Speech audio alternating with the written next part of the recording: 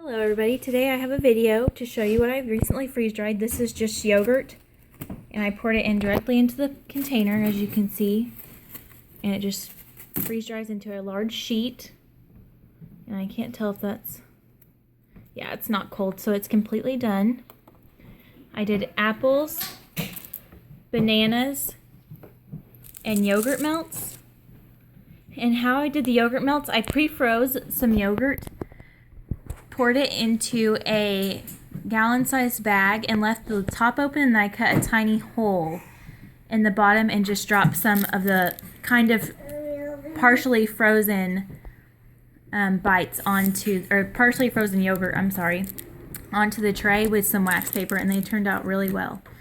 So, thanks for watching.